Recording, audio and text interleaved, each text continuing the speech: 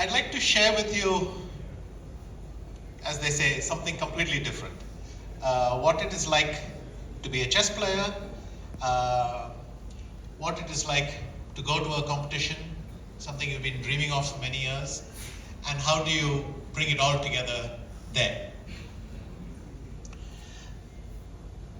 So, when I started out, I was 6 years old, and I started out by just going to a chess club. Once I had finished playing with my immediate family, my mother and so on, next stage was to join a chess club. And this is the easiest part, because what you have to learn is so much bigger than what you know that you can just explore beautifully. At this stage, the only thing you really need is a love for the game. You should find something that you're passionate about, where work just feels like fun, so it's not something you have to force yourself to do. To give you an example of what this meant, as a 7-year-old, I would go to the chess club.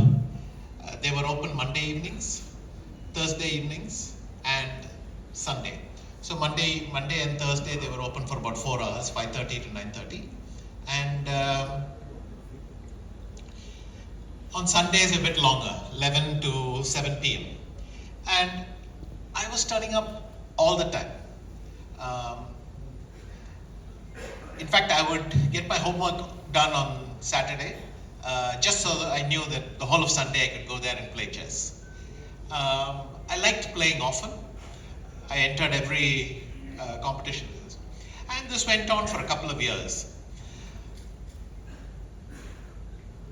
For a while I thought, or it seemed to me, that I wasn't really getting much better. I mean, I was one of the top juniors in Tamil Nadu, and therefore in India.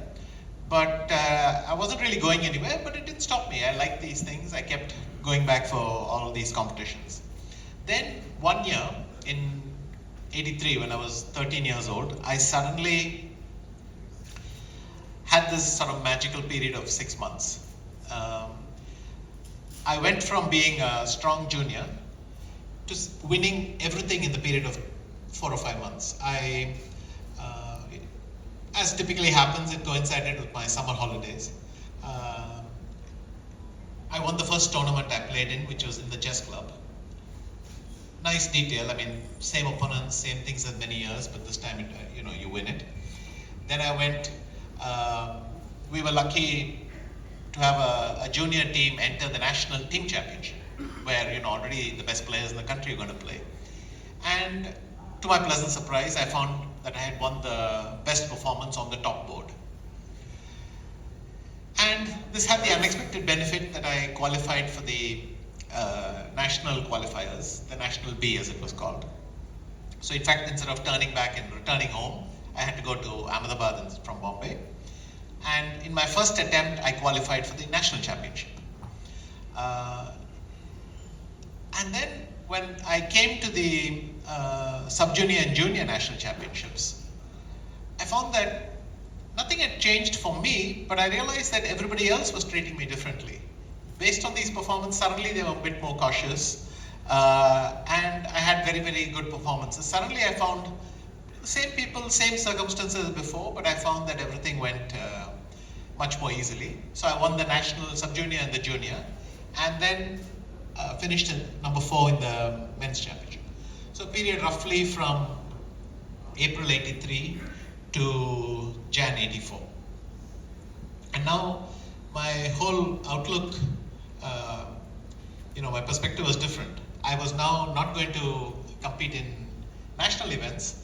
I was the Indian representative in the World Sub-Junior, the World Junior, and I was going to be part of the men's team, which means I could represent them in the Asian Team Championship, in the Chess Olympiad, and so on.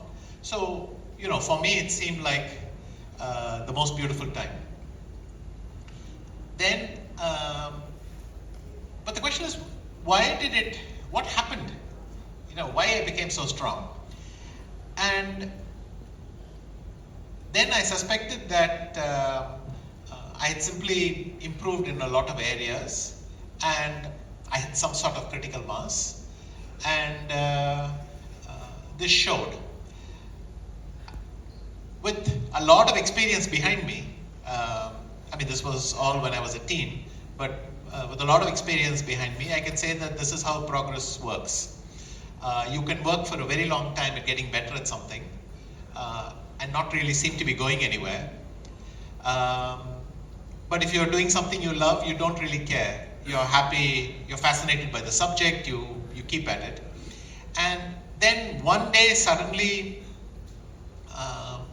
maybe the brain is able to make a lot of connections, and you hit some critical mass, and you have a big jump in strength. It took me a while for my self-confidence, because I was still a junior playing the others and wondering why things were going so well. But within a few months, I realized, well, maybe this is how I am.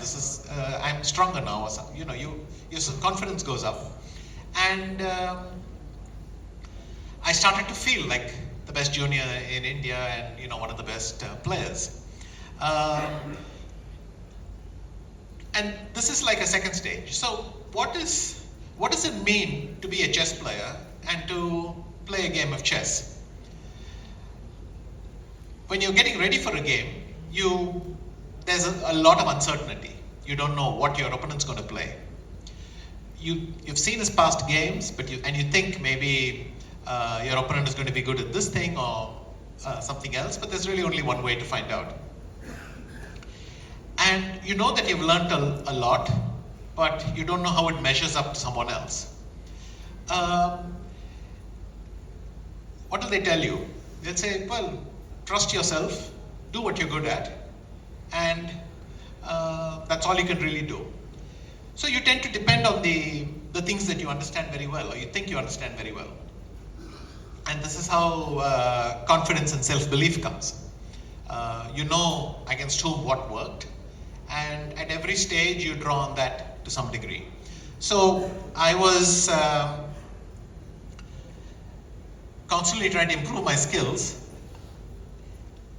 and my confidence was based on, I have played all those hundreds of hours in the chess club. I have played all these competitions. This is my ranking, that I can depend on. But there are always things that you don't feel so sure about. But you have to believe that somewhere you've seen these games, you've seen some examples, you know principles that you can apply in other areas.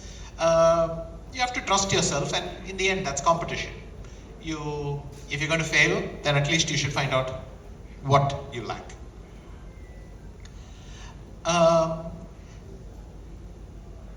So there is what you know that you're very good at, the skills you have, and the problems you think you're going to be able to face by deriving solutions from that.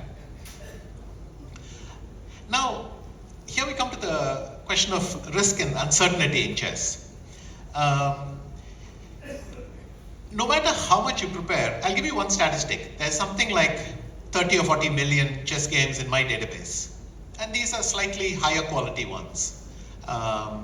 If I were to take every game played on the internet in the last 20 or 30 years, plus all the historical games, I could easily hit 1.5 or 2 billion games. And this is the fact that a lot of people are surprised. Every one of those games is unique. Despite the fact that we actually typically all play the same 4 starting moves, and there are a limited number of replies, at some point the game is going to wear off. And but still, it's kind of magical. 1.5 billion games, and there are no 2 exact copies till the end, or just a handful. We're talking maybe 100 identical games in 1.5 billion. So now this is because the 2 players themselves, all of us study past games. We try to see these patterns and figure out, what is it we can apply. But still, it's quite remarkable that despite the players' willingness to branch off, that this happens at such a high percentage. And here we come to the key. If I only do what is public knowledge, then I have no advantage over my opponent. My opponent has the same information as I do.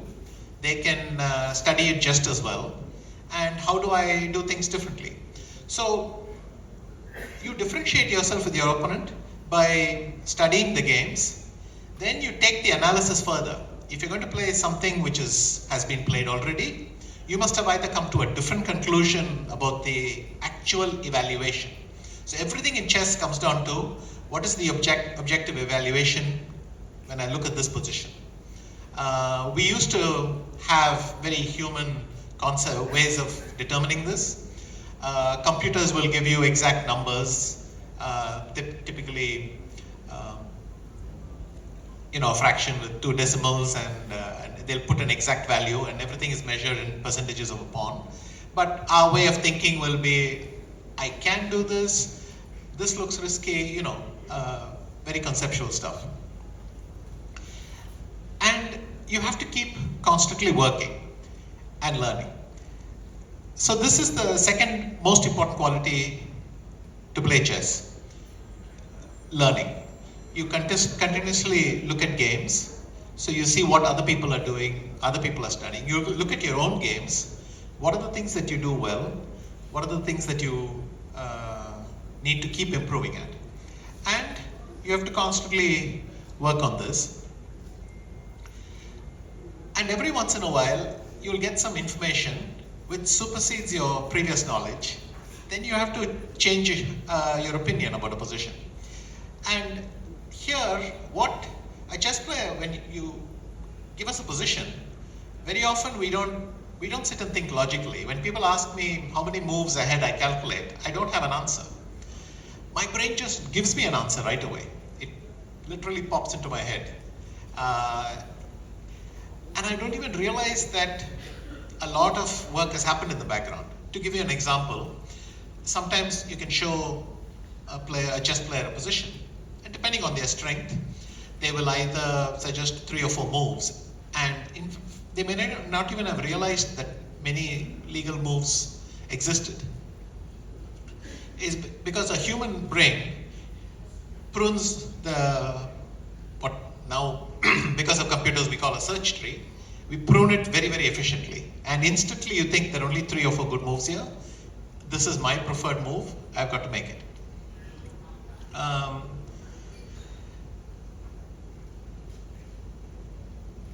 And continuously working on that is what we are changing all the time.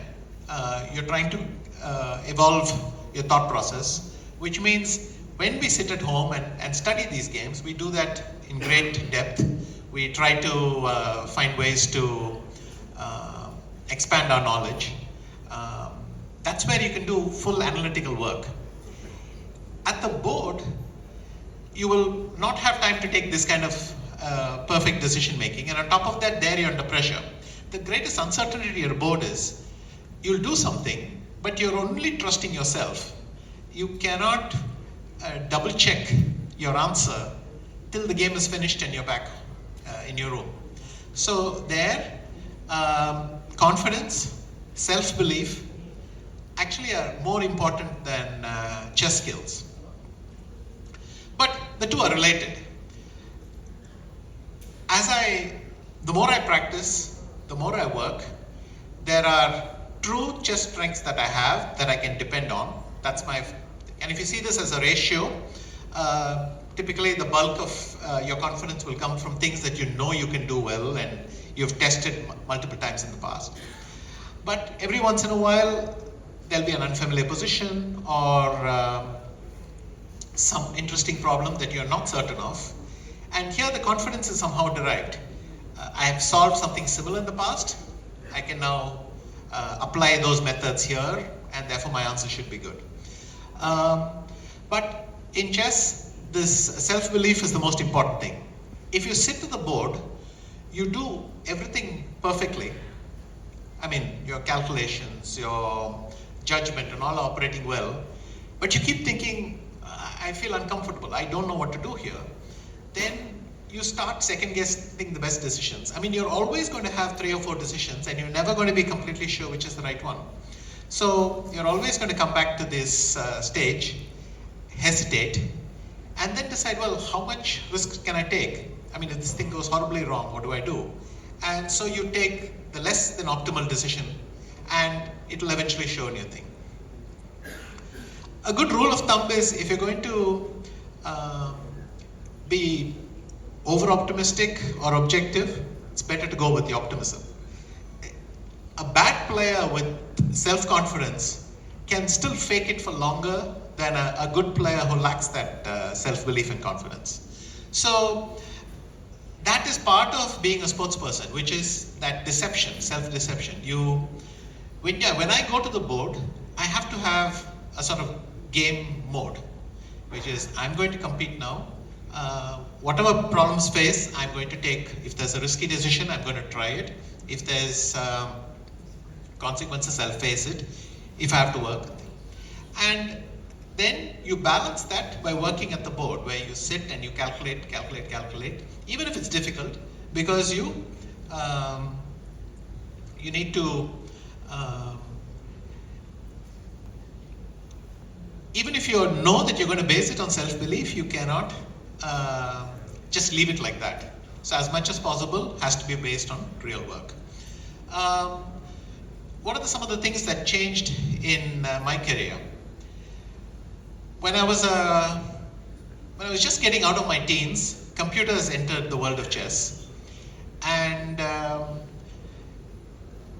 initially they were very easy to beat, but with every generation they got stronger. Within 6 years, computers which basically I could beat 4 or 5 computers in a row at the same time, playing against multiple ones. Went from that to computers beating the strongest chess player on the planet in a match.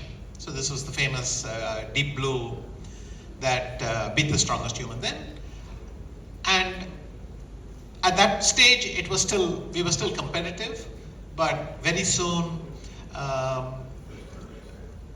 it took a supercomputer, then it took a strong computer, then it took a laptop, then your phone could do it. I mean, soon I'm sure the microwave and fridge will do it as well. Well, you get the idea. They're getting stronger and we are not. I mean, they double in speed in 18 months and we're not able to keep up. But the second thing that happens is computers show a very, very high level of accuracy. And when that accuracy contradicts your intuition. So I always like to describe intuition as it's a real strength. It is something, when I feel uncomfortable about a move, that judgment is worth something. Even if I can't explain why. I mean, just say, this move doesn't feel right. This is very, very common in chess, by the way. It's based on something real. It's based on, I like to say, everything you've forgotten that you've studied. And you haven't clarified all the logic, but it's there. So when the computer keeps on contradicting your intuition, what can you do? You have to say, well, I'm going to try and understand why I'm wrong. I mean, by this stage, the possibility that the computer was wrong was already could be discarded. But why am I wrong? And that was hard. It was a very hard stage for us because till then we had never had to submit ourselves to that kind of accuracy. So, and quite often the answer is hidden in 12 moves of calculation. So my intuition would probably work fine up to a point, but if my opponent had put in that hard work, he had gone 12 moves deep, and by the way, the search depth of 12 is very, very high, and you can go much higher. Nowadays, a computer, in 1 second, it goes to depth 22, which is something like 44 half moves and so on. So you get the scaling. You have to go very, very far and understand why your judgment is going off. And second, the most important thing, our judgment becomes built into our thinking process. So when you find some sort of pattern which contradicts your judgment, you have to update your thing. But it's very hard to do it with habits. When you sit on the board, if you just let your hand make a move, it will do something by habit. So you have to force yourself. The first few times I will write a reminder on my phone or on my computer saying, this position, look at it again. I will try to almost force myself to build up a memory of why this new thing. But then over a month or so of applying it, it becomes part of your second nature. Also at the board, you're constantly faced with the problem where you're in a position which is, it feels genuinely uncomfortable. You're not able to get through all the calculations because you've not trained yourself in that kind of position. You're really outside your comfort zone, but you still have to put up a show against an opponent. So in all areas, I find that that's the role of work and training. When I get back home, I train the things I'm good at, because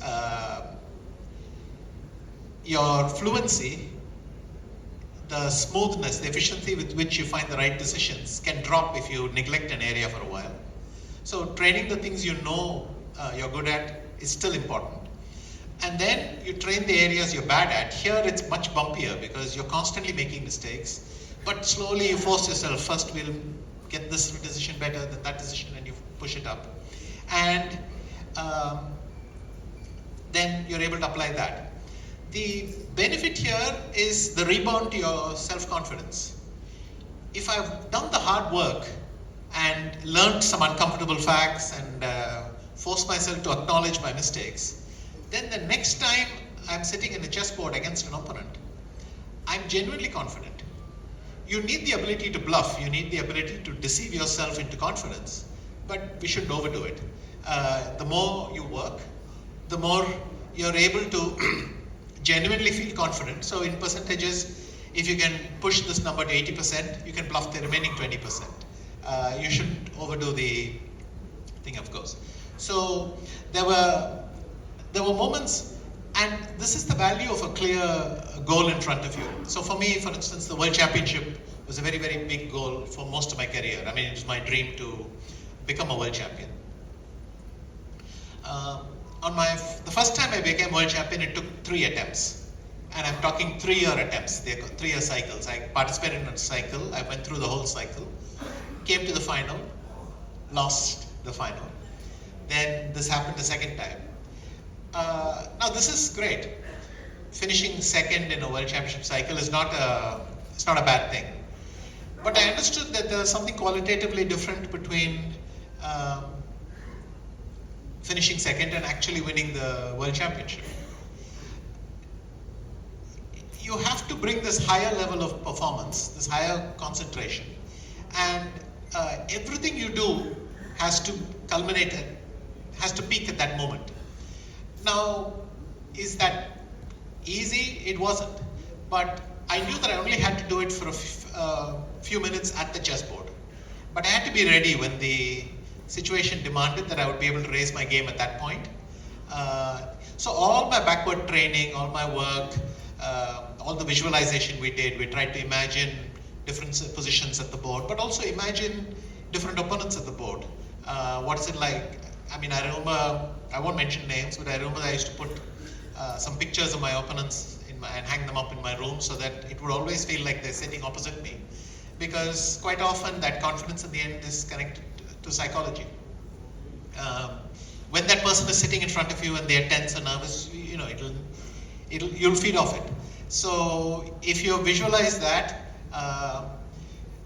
there was another famous world champion. He was back in the day, he was very annoyed that by his opponent smoking. And then he realized the best way to train is to get a smoker and make him sit opposite and keep smoking at me until I overcome this thing.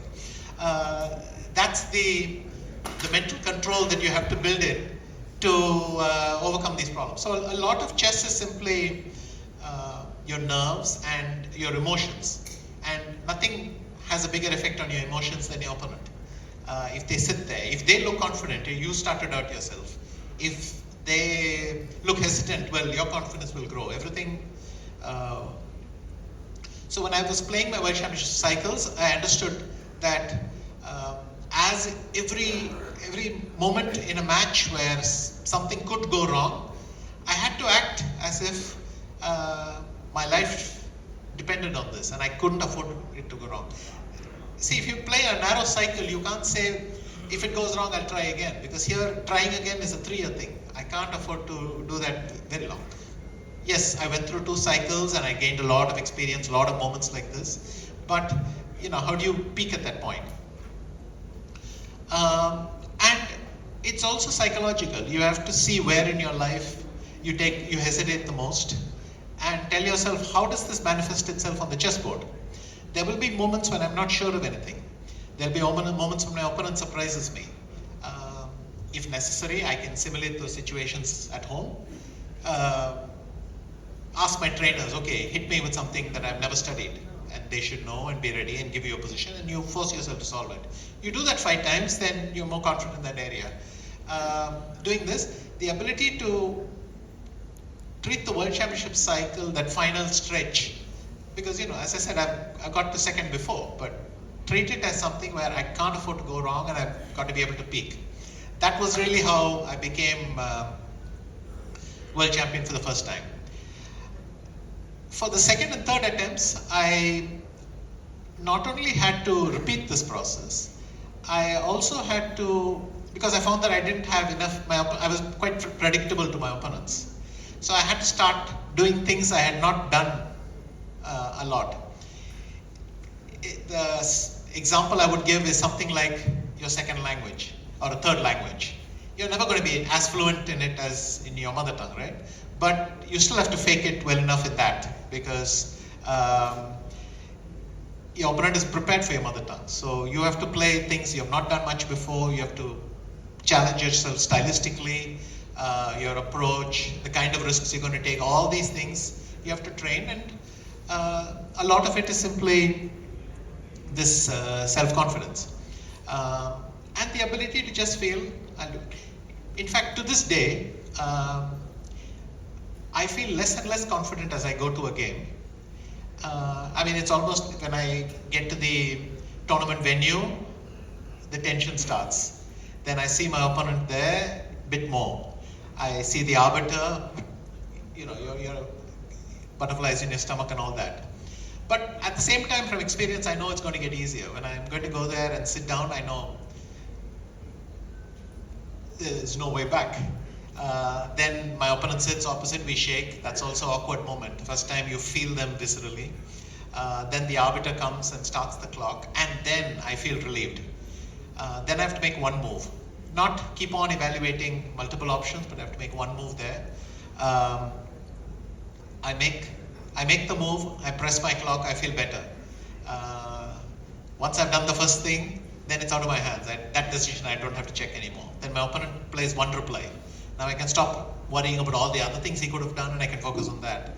And so I know that this tension will also drop off at the board. And I use that because I know that I'm going to feel bad for the next 20 minutes, but then once the game starts, I'm going to feel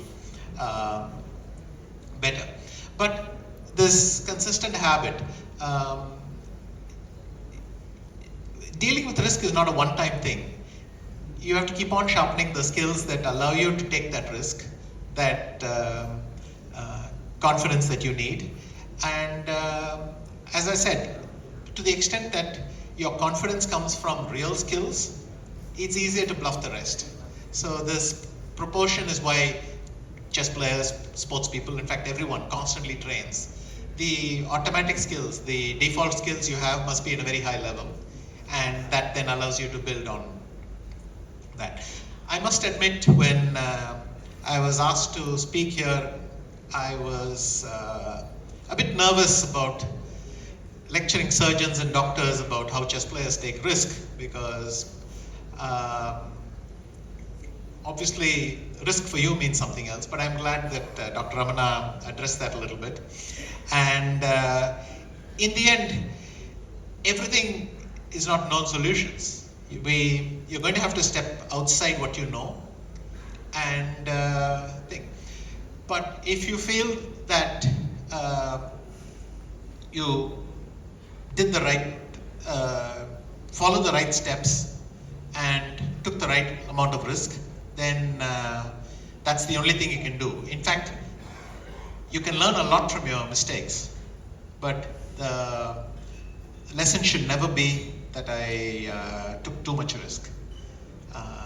It's always, what was the risk I took? What was the decision-making process there? And if that was correct, then you always have to do it the next time.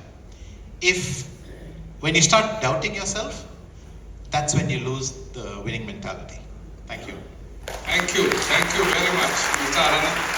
Thanks a lot. Just honestly speaking, it was just like we are thinking in our mind when we are doing the surgery.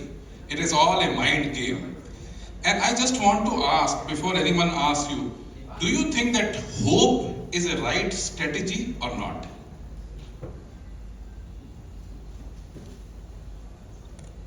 Anything which makes you feel good is a good strategy. I mean, in a game, there's this inherent conflict between, oh my God, I don't know what I'm going to face today, but also feeling, maybe it'll somehow come out right. I mean, if we don't have hope, it's tough. But as I said, the more the hope is based on real stuff, you can compensate for the rest. So the constant training, constant learning and unlearning, these are things we should have just all our life, because that's what really allows you to cope. And if you then generate hope on that basis, then it's fine. You actually need it. In fact, without hope, we would all be hopeless. Thank you. And we also say in our surgical jargon, unlearn, learn, and relearn. Absolutely. Thank you very much. I hand it back. Thank you. Thank you so much. Hello. I have a question. Sure. It was a mesmerizing insight which you have given. You have taken countless moves. Now, as a general question I want to ask, the champion mindset, how do you navigate yourself with all these moves in general life? With your wife? With the politicians? Because they say the champion moves. So, are you helping the politicians in destroying the oppositions? No, so far I have not explored that area. And also, let's be clear, I mean, my chess skills are highly optimized for the chessboard. There are patterns I can see, I mean, especially bias, outdated information, I can see in life and I can extrapolate and think, in chess I compensate a little bit like this in this situation, you might find some parallel and you try to deal with that, but I like one description of chess and politics. This is, chess is an unpredictable game with predictable rules, and politics is a predictable game with unpredictable rules. There's a lot of difference. Thank you, What Rishi. about our hope? I think for want of time, we'd stop there. Thank you so much, Rishi, for giving us an insight into how you did your chess championships and so on and so forth. Thank you. I'll leave it to you. Thanks a lot. And organizers should be thanked for bringing him in. Thank you. Thank you. I like Rishi to take center stage, please.